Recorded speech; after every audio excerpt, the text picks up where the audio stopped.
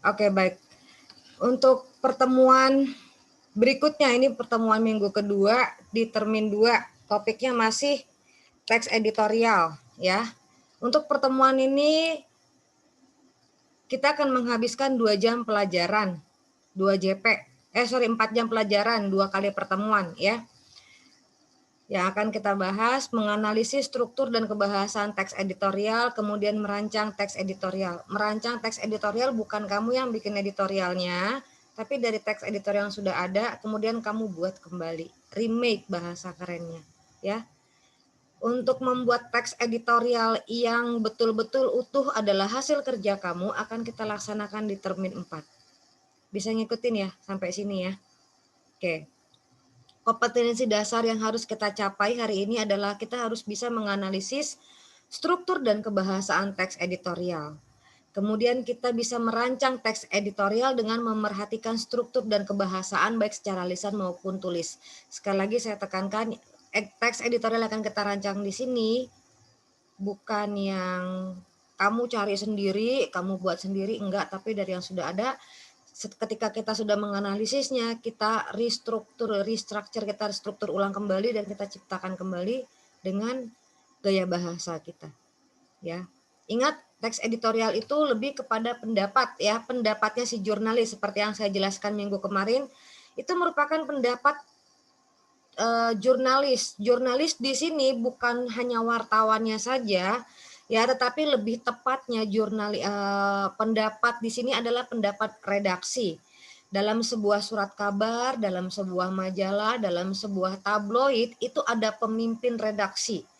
Nah, pemimpin redaksi ini di halaman-halaman awal baik koran, tabloid, ataupun majalah mereka, biasanya ada satu halaman khusus isinya tajuk rencana.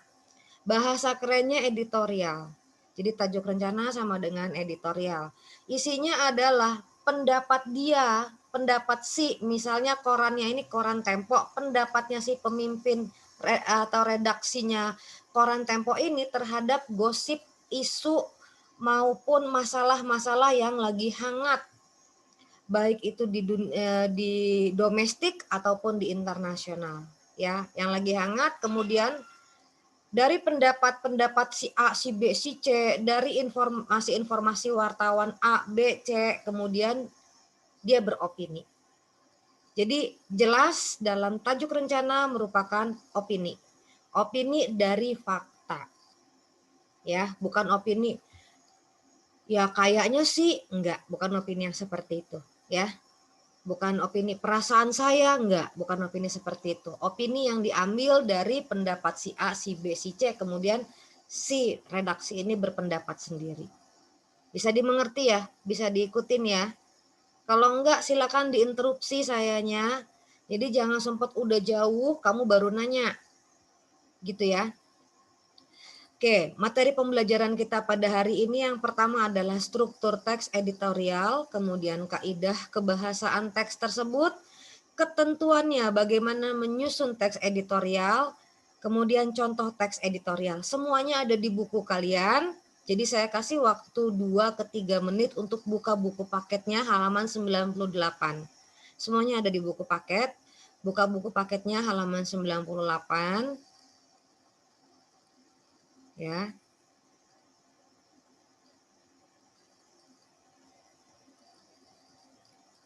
Tunggu, Miss. Berarti kita nggak boleh cari sumber dari internet? Boleh, boleh.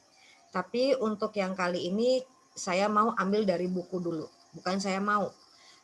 Lebih baik kita ambil dulu dari buku, karena yang di buku itu jauh lebih sederhana daripada nanti yang kamu temukan di internet. Ya, lebih sederhana, jadi lebih masuk ke pemahaman kalian. Untuk memperkaya hasil kerja kalian itu nanti, oke, cari sumber yang lain dari internet, oke lah buat saya ya. Sudah kebuka semua? Sudah ya? Oke, saya stop share dari RPP saya, dari rencana pengajaran saya.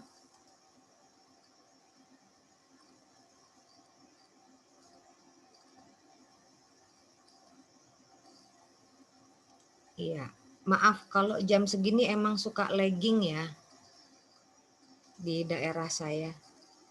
Saya nggak mau ngejelek-jelekin ininya lagi, apa providernya lagi. Nah ini dia, struktur teks editorial.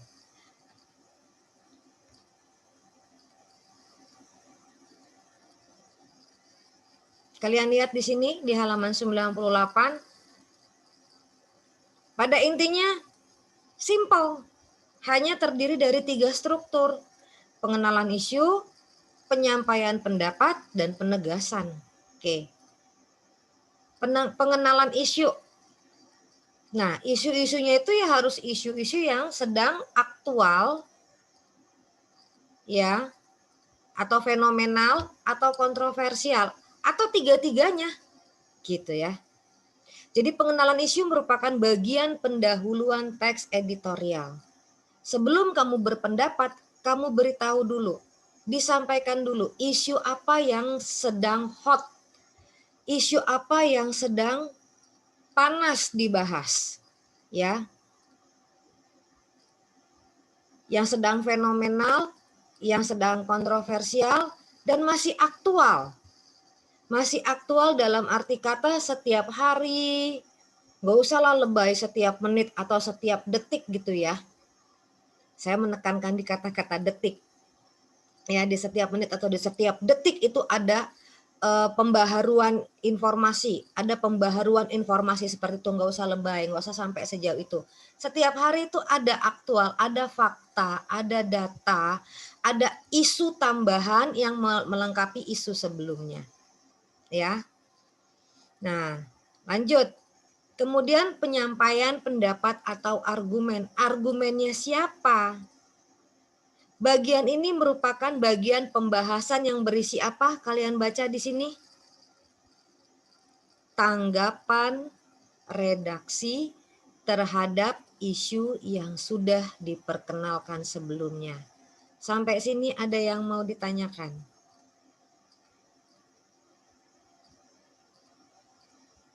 Maksudnya tanggapan redaksi?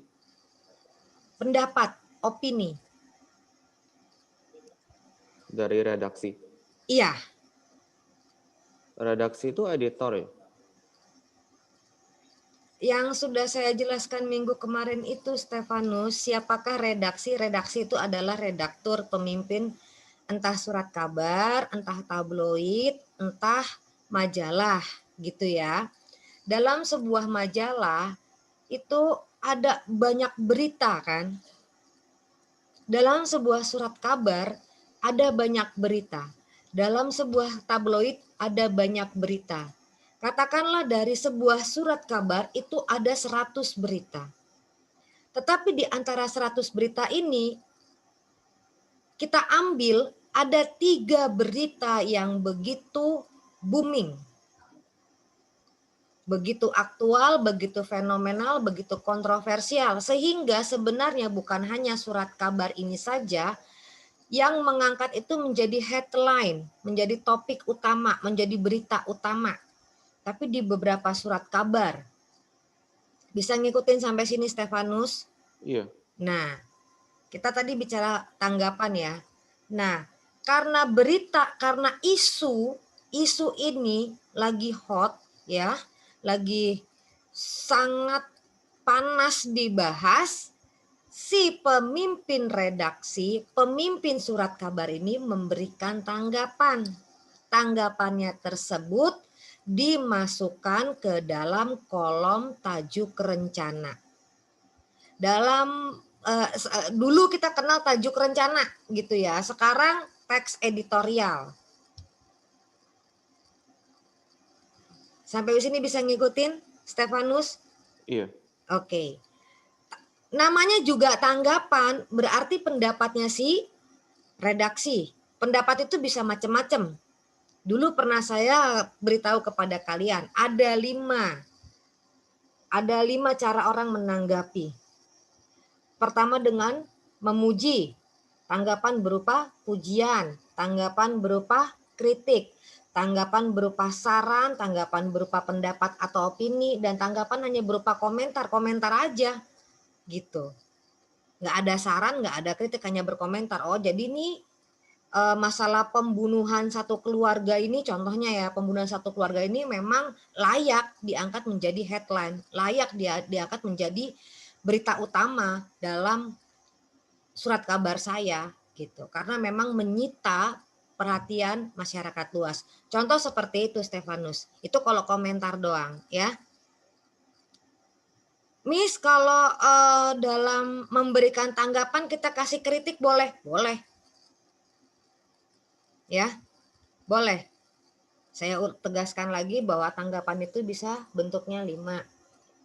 Saran, kritik, pujian, pendapat, komentar. Ya, di sini saya akan fokus kepada opini, pendapat. Ya, saya akan fokus kepada opini atau pendapat. Kemudian, nah ini dia, terhadap isu yang sudah diperkenalkan sebelumnya.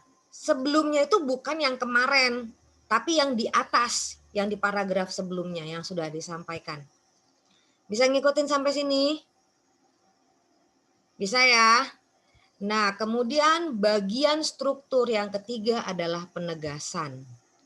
Apa isi dari penegasan itu? Penegasan dalam teks editorial berupa simpulan, saran, atau rekomendasi. Di dalamnya juga terselip harapan redaksi kepada pihak terkait dalam menghadapi atau mengatasi persoalan yang terjadi dalam isu tersebut. Jadi selain tanggapan yang diberikan, katakanlah gini, kamu hendak membuat 10 paragraf teks editorial, 10 paragraf tajuk rencana. 2 paragraf di awal bisa kamu masukkan sebagai pengenalan isu. Ya. 2 lah. Kemudian 4 paragraf bisa kamu sampaikan di situ pendapat kamu, dan 2 di paragraf terakhir bisa berisi penegasan. 1 pun nggak apa-apa. Penegasan. Jadi seolah-olah, bukan seolah-olah, kamu di situ berusaha meyakinkan para penyimak ya, para penyimak atau pembaca bahwa apa yang kamu sampaikan itu layak diterima. Pendapat kamu, opini kamu, kritik kamu, saran kamu, harapan kamu itu layak diterima masyarakat luas, layak diikuti. Bagaimana caranya? Itu nanti di pengolahan kata dan pemilihan kata. Sampai sini bisa ngikutin?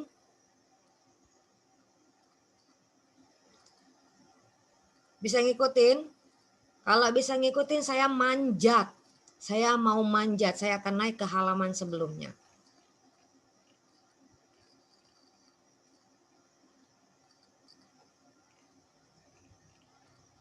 Saya akan manjat ke kado tahun baru dari Pertamina. Saya lupa ini halaman berapa.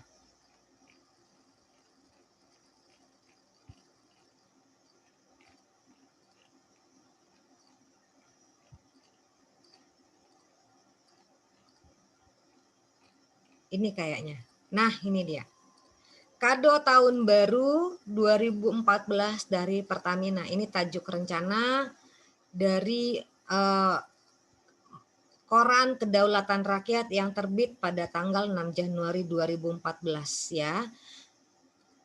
Gitu. Kalau kamu mengambil sumber dari internet, kamu harus mencantumkan supaya kamu tidak menjadi seorang plagiator. Ya, seorang penjiplak.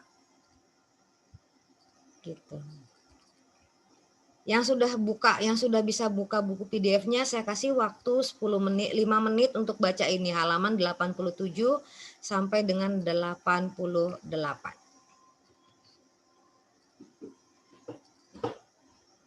Ya.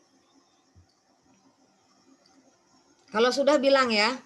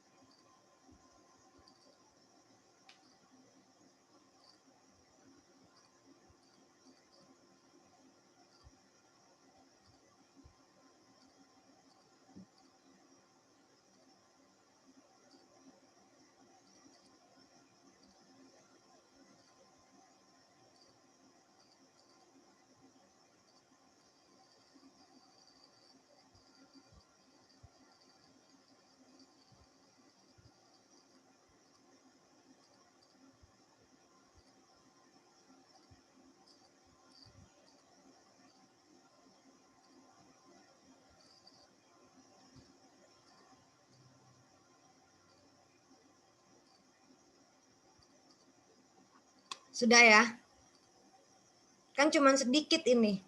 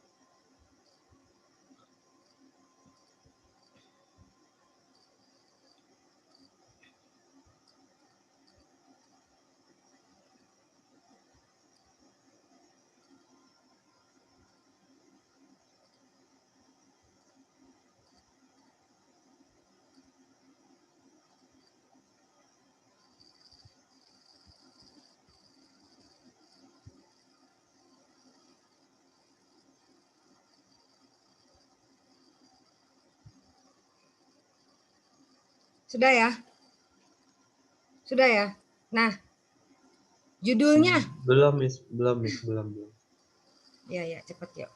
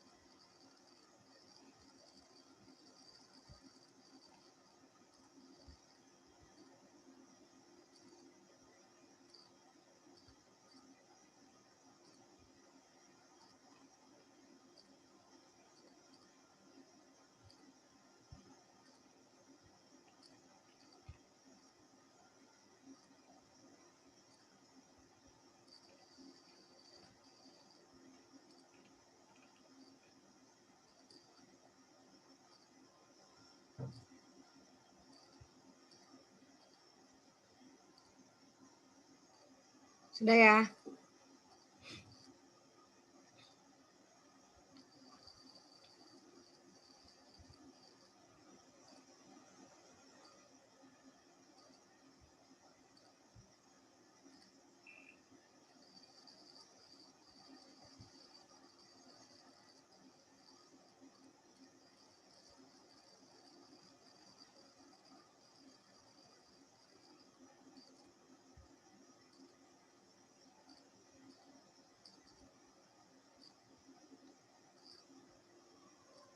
Oke, yuk. Coba kamu baca judulnya. Apa tuh judulnya?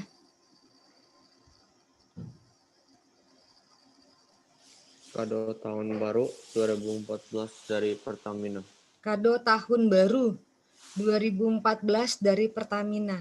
Oke, kita bahas kita kaji dulu supaya nanti kamu dapat gambaran ini teks editorialnya ini bentuknya apa ya? Apakah pujian, apakah kritik, apakah sindiran, apakah apa gitu ya? Kita akan lihat. Oke, dari kata-katanya kado. Kado itu apa sih fungsinya? Kenapa orang ngasih kado? Tanda terima kasih atau untuk memuaskan pihak yang satunya. Oke, ada pendapat lain? Aldrich, Brandon, Nicolin, apa sih kado? Apa juga fungsi kado?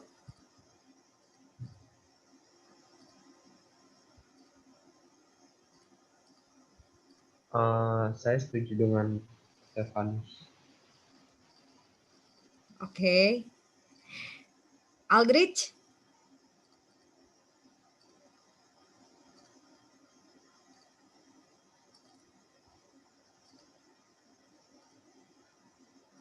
Aldrich mana ini? Kok Ya, hilang? halo, Miss. Ya, Aldrich, apa sih kado itu apa sih? Kenapa? Apa fungsi dari kado? Apa tujuannya kado itu? Fungsi dari kado adalah untuk memberi suatu barang yang bisa diapresiasi oleh pihak yang satunya. Oke. Nicolin ada pendapatnya? Menunjukkan apresiasi. Iya. Jadi pada umumnya bisa kita simpulkan bahwa kado itu adalah barang, benda, bisa juga uang ya. Barang, benda, uang yang diberikan entah dari satu orang atau satu kelompok kepada orang lain atau kelompok lain sebagai bentuk apresiasi. Ya, bentuk apresiasi. Contoh, kamu naik kelas nilainya bagus, ya, pasti target istilahnya challenge-mu untuk dapat skor ini terwujud gitu ya. Jadi misalnya gini, kamu di challenge sama orang tua, Brandon, pokoknya kamu kalau bisa dapat 90 semua, nanti mami kasih mobil. Ternyata bisa dikasih mobil. Itu namanya kado, apresiasi dari apa yang kamu sudah capai, ya, dari satu orang kepada yang lain. Bentuk apresiasi, bentuk penghargaan, bisa juga karena kasih sayang, bisa juga karena memperingati sesuatu. Gitu ya. Oke ya. Tapi kenapa kata kado ini dipakai untuk teks ini? Kenapa si redaksi memilih kata kado di sini?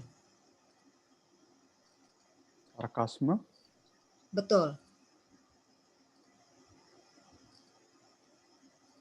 Ya.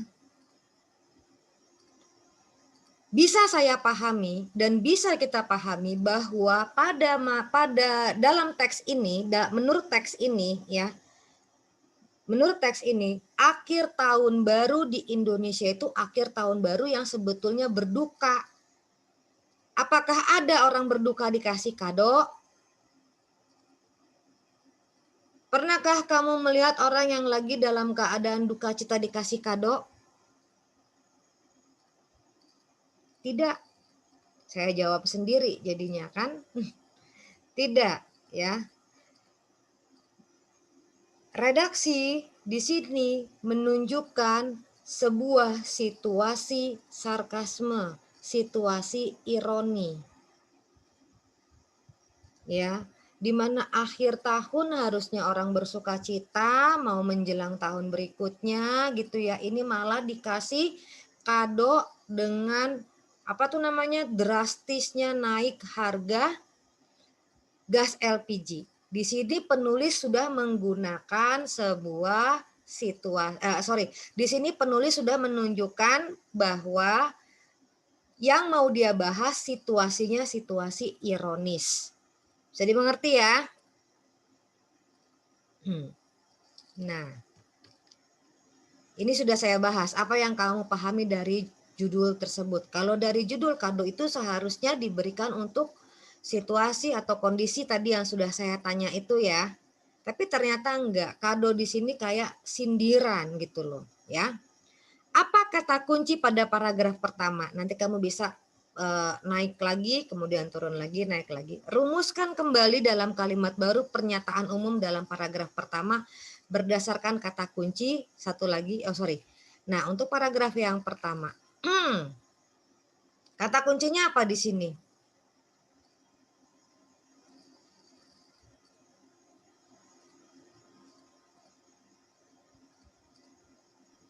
Menaikkan harga. Oke. Ada pendapat lain?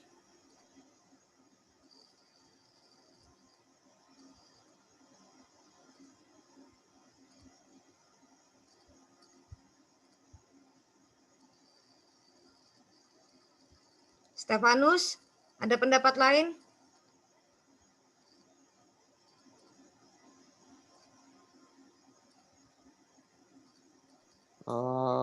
Pahit. Oke, ini hampir nyambung. Aldrich, Harga. Harga ya? Iya. Oke. Nicolin? Kado. Apa? Kado. Kado. Oke, saya lengkapi. Kado pahit. Ya. Itu kata kuncinya. Kemudian dikembangkan. Apa sih kado pahit itu? Ya, ini yang tadi Brandon bilang. Kenaikan harga. Ya. Ini dia kado pahitnya. Kemudian dari kata kunci itu dikembangkan menjadi sebuah paragraf. Kalimat utama, kalimat penjelas, diperjelas lagi. Bahkan di lokasi yang relatif jauh dari pangkalan mencapai 150.000 hingga 200.000 rupiah. Oke. Dikembangkan dengan memasukkan data. Miss, ini kan kita kan cuman angka-angka doang, buktinya mana? Loh, ini kalau diselidikin, ini kalau tajuk rencana atau editorial itu harus bisa dipertanggungjawabkan. Karena nanti orang akan melakukan inspeksi, akan ada pihak-pihak tertentu yang melakukan inspeksi untuk kebenaran berita tersebut, untuk membuktikan kebenaran berita tersebut. Ya. Lanjut. Nah, untuk pertanyaan 5 dan 6 sama. 7 dan 8 sama, 9 dan 10 sama, 11 dan 12 sama. Nah, bedanya tadi seperti yang sudah saya sampaikan di awal, katakanlah kamu mau buat 10 paragraf teks editorial ya. Untuk teks editorial ini kalau saya nggak salah hanya 7 paragraf. Oke. Pada paragraf kelima ini sudah masuk ke dalam argumentasi si redaktur. Argumentasi redaksi dari surat kabar kedaulatan rakyat. Ya. Sudah masuk ke situ. Nah, di situ kamu harus bisa menemukan mana pendapat beliau. Itu sudah masuk ke struktur yang kedua. Ingat tadi struktur pertama adalah pengenalan isu. Pengenalan isu disampaikan pada paragraf pertama dan kedua. Oke. Kemudian dari paragraf ketiga itu sudah masuk kepada argumentasinya si redaktur. Kemudian paragraf berikutnya diikuti paragraf berikutnya sudah merupakan penegasan. Ya, penegasan ulang. Sampai sini bisa ngikutin? Bisa lah ya. Nah, saya turun lagi. Saya pakai ini aja deh biar cepet. Kita akan menentukan isu aktual sekarang. Benar nggak sih tadi isu aktual yang berikutnya? Poin berikutnya, poin pertama udah ya. Oh, oke, sorry. Kaidah kebahasaan teks editorial. Dari teks editorial tadi bisa kita ketemukan, bisa kita temukan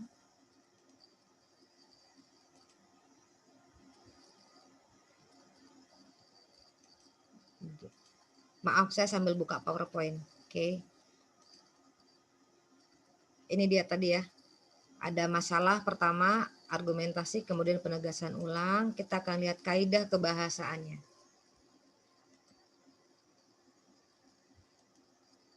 Kelewatan, maaf. Kaidah kebahasaan teks editorial.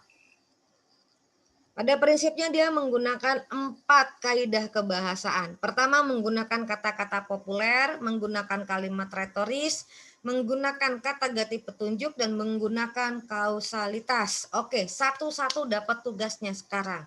Kamu cari 5 menit apa yang dimaksud dengan apa itu kalimat retoris, maaf, apa itu kata-kata populer, apa itu kata ganti petunjuk, apa itu kausalitas. Ya, kamu cari satu orang satu. Pilih sendiri. Aldrich, kamu mau cari yang mana? Duh, kameranya mati, nak.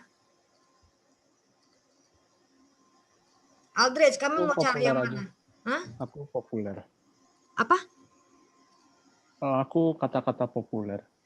Kamu cari kata-kata populer. Apa yang dimaksud dengan kata-kata populer dan berikan contoh. Mengapa kata tersebut dikatakan kata-kata populer? Aldrich, Brandon, kamu mau cari yang mana? Retoris tuh kayak apa, Miss? Nah, itu kamu cari. Oh, Sebelum saya bahas, kamu cari dulu. maksudnya artinya kalimat retoris. Iya, apa yang dimaksud dengan kalimat retoris? Contohnya bagaimana, kamu cari dulu. Ya, boleh. Oke. Kemudian Ibu Nicolin, kamu mau cari yang mana? Kunci kausalitas. Oke.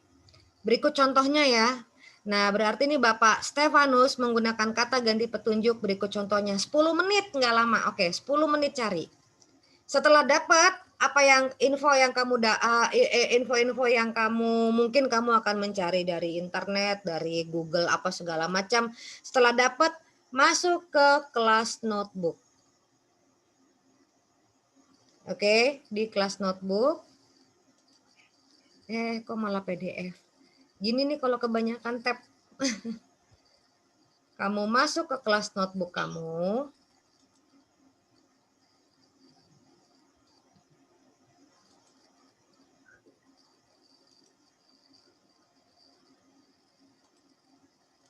Nah, lihat ini kelas notebook kamu kan.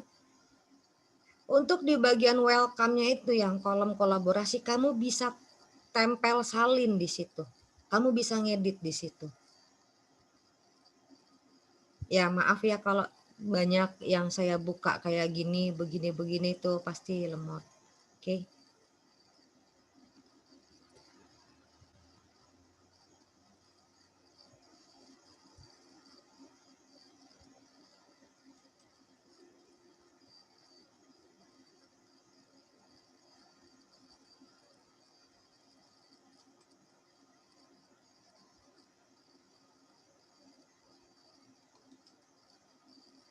Saya buka halaman baru di sini ya.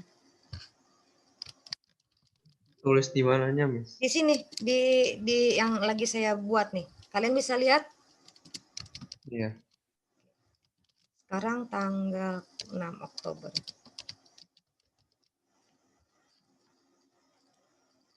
Oke, di sini kalian boleh tempel dan salin. Oke. Ini saya kirim fotonya dulu deh.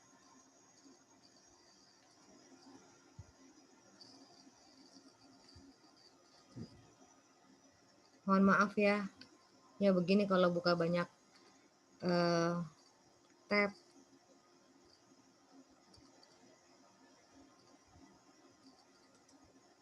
Ya, saya akan print screen yang ini aja.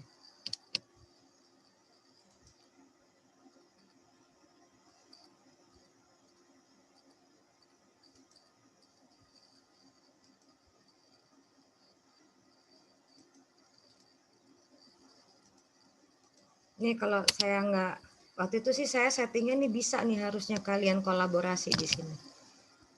Di bagian welcome-nya ini. Ya.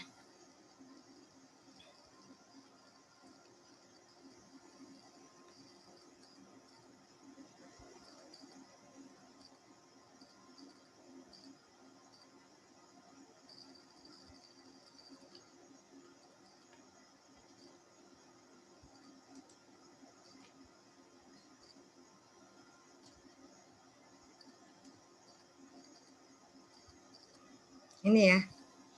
Berarti tadi kata-kata populer itu Aldrich, retoris itu Brandon, kata ganti petunjuk itu Steph, dan kausalitas itu tadi Nicolin.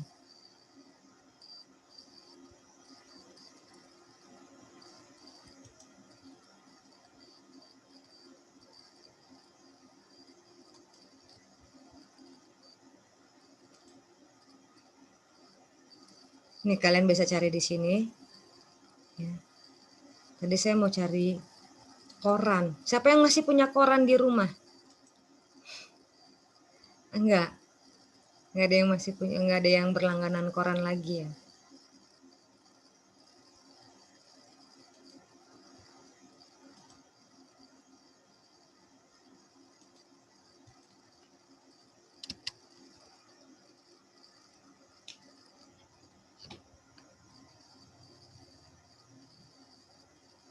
Sepuluh menit ya. 10 menit setelah itu langsung di sini aja, atau kalian mau ketik juga nggak apa-apa. Mau ketik sendiri tuh nggak apa-apa. Di sini tuh bisa. Kok aku nggak bisa paste ya, Miss? Nggak bisa ketik juga. Bentar deh.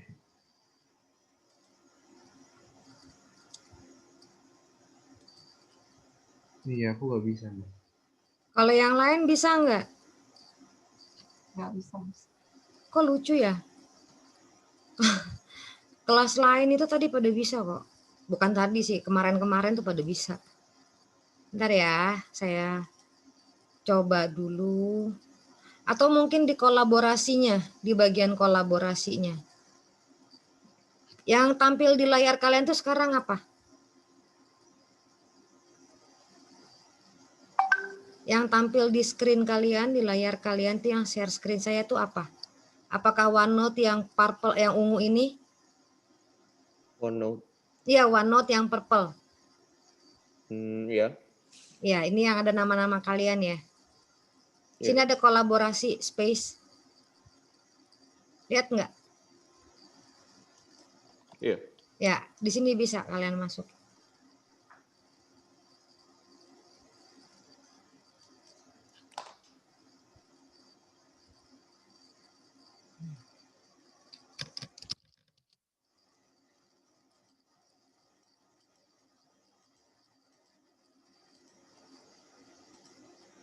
Oh Tuhan, lemot.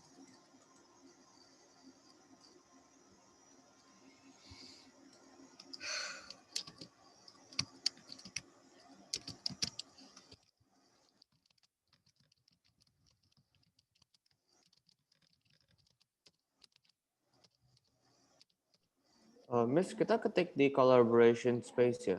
Iya, Oh.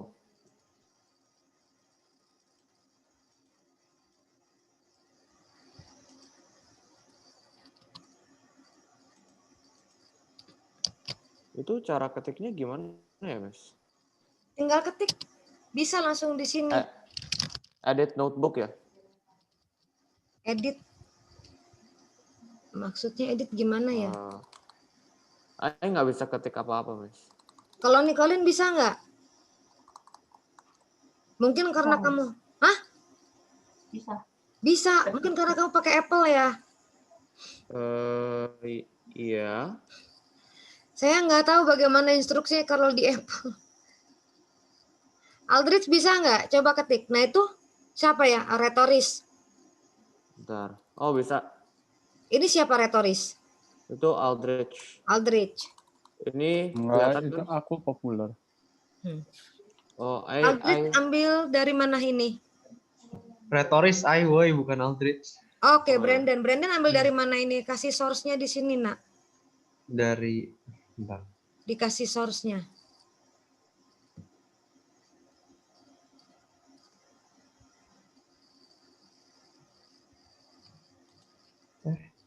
Bentar.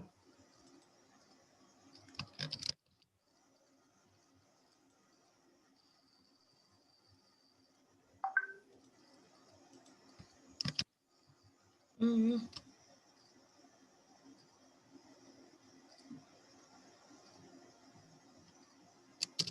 Ya ampun. Kayaknya ini bukan source deh, Miss, yang kayak ini. Jadi, Itu kayak PDF gitu, nggak tahu. oh, kan di atasnya kan kayak ada halaman website gitu ya.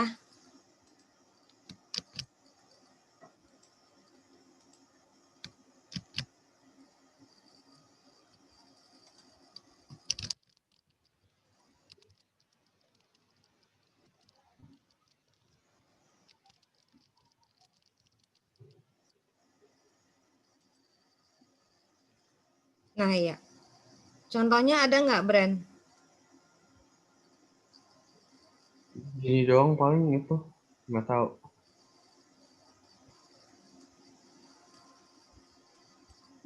Di sini sih tulisannya journal.untat.ac. Nah ya, HTTP, ketik sendiri deh.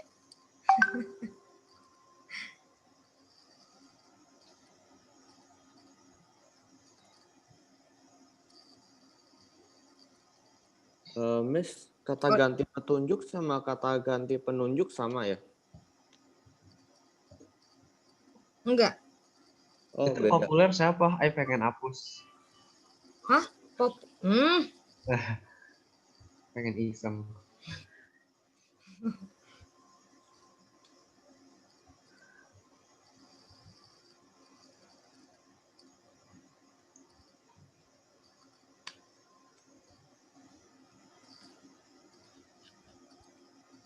Minta contohnya ya. Iya. Oke. Nah, sebelum saya lupa nih.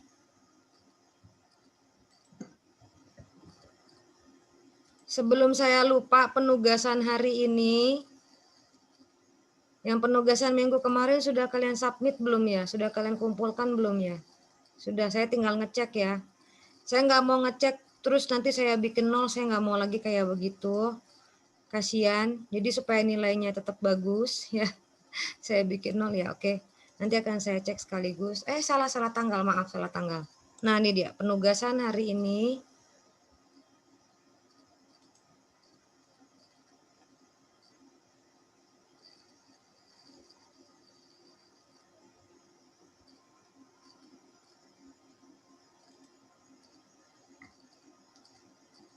Mana tadi lesson plan saya? Salah, kelas.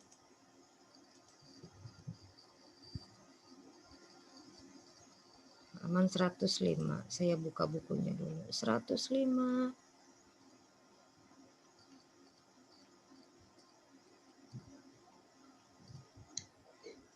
Ini tadi ya, kita sedang di sini ya menggunakan kata-kata populer, bla bla bla ya, kalimat retoris, kausalitasnya juga harus jelas gitu ya.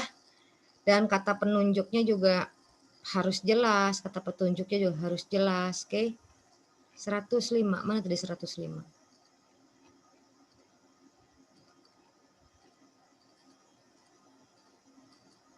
Nah, ini dia penugasan hari ini.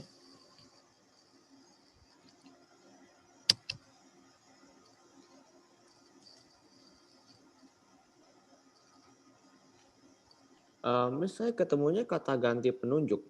Oke, itu deh, nggak apa-apa. Oke. Nanti akan saya perbaiki.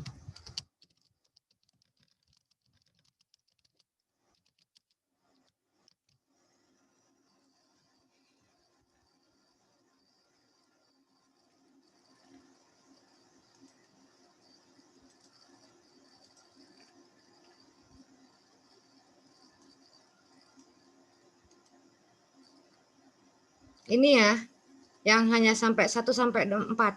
Dan ini dibiasakan kayak begini. Maaf ya Nicolin, saya buka buku kerjanya.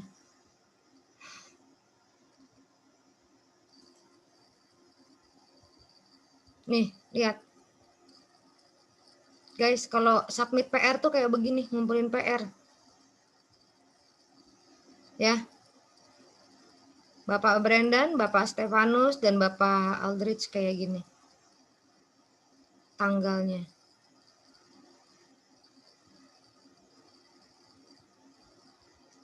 Oke ya, paham ya?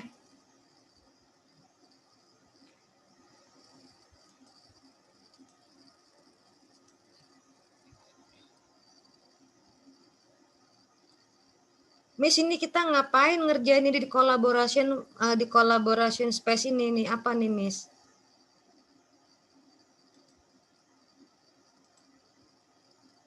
Ini untuk apa? Untuk nanti kalian menganalisa.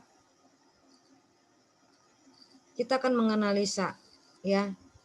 Kita akan menganalisa di termin keempat. Jadi ini istilahnya tabungan kalian. Tabungan data kalian. Ketika kalian nanti akan mencipta sebuah teks editorial yang benar-benar murni hasil karya kalian, kalian sudah punya tabungan pemahaman. Kalian sudah tahu bagaimana strukturnya, bagaimana kaidah kebahasaannya, ya, dan bagaimana cara menyusunnya. Lebih kurang seperti itu. Oke, saya kembali ke halaman ini dan menginformasikan kepada kalian bahwa minggu depan kelas tes. Semoga saya benar.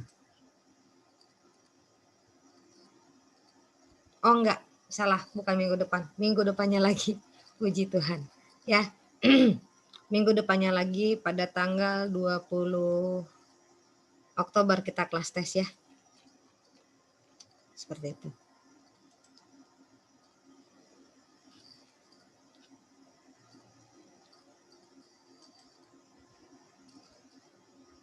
Sudah ketemu semua ya? Sudah menyertakan contoh? Karena saya belum ada melihat contohnya, mungkin karena laptop saya yang agak-agak signal dan laptop saya yang agak-agak ini, saya belum melihat contohnya. Ini baru kausalitas saya lihat contohnya. Itu udah, Miss. Saya punya sudah. Maksud saya begini, Stefanus, lihat kata petunjuk ini. Rumah ini adalah bukti. Nah, terus kata ganti petunjuk ini itu sebagai apa gitu loh? Apa yang mau ditunjukkan kata ini pada kalimat ini? Pada kalimat rumah ini, ininya itu mau menunjukkan apa? Gitu. Oh, jadi dikasih deskripsinya. Iya. Oh, oke.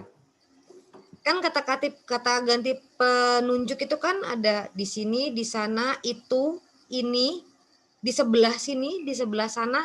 Ya kalau bahasa Inggrisnya itu preposition.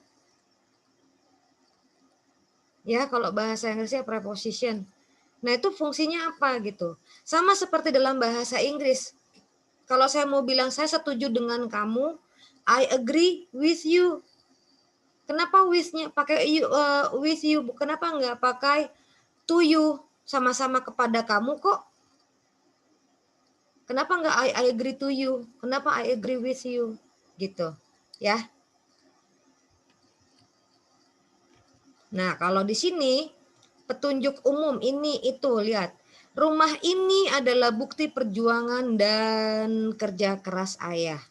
Nah, fungsi kata ini adalah penegasan bahwa rumah yang dituju itu adalah rumah yang pada saat itu mereka mungkin sedang berkumpul atau mereka sedang tempati. Itu penegasan. Lebih kurang seperti itu ya, Steph. Iya, Miss.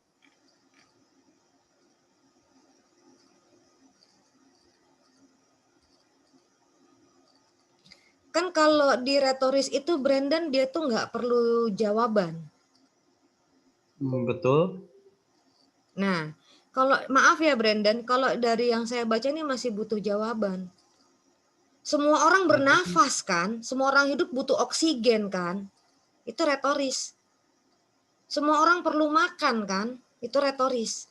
Nggak usah dijawab, paham ya? Tapi kalau yang ini, Emang itu dua perlu dijawab. itu bisa dijawab loh nak. Kan yang pertama pasti jawabannya kan, bentar, apakah kamu tidak punya hati hingga harus? Kan yang pasti punya hati dong. Iya kan? Oke. Yang kedua, yang kedua kan nggak mungkin kita mungkin. Yang benar.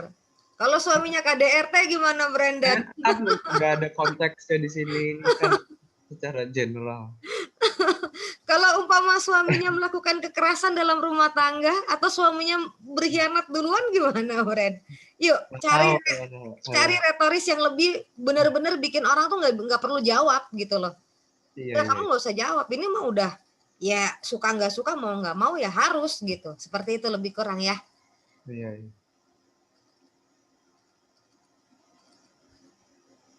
Ini sih udah benar Stefanus, cuma saya nggak dapat alasannya kamu gitu loh. Ya. Kenapa? Ini udah benar, cuma saya nggak dapat alasannya kamu. Jadi di sini maksudnya kata ini tuh untuk apa di sini, gitu ya? Yang deskripsi ininya. Penjelasannya nak lebih tepat ya, penjelasannya. Jadi fungsi kata ini sebagai penunjuk dekat dan menegaskan itu dia fungsinya. Lebih kurang seperti itu, ya. Oke.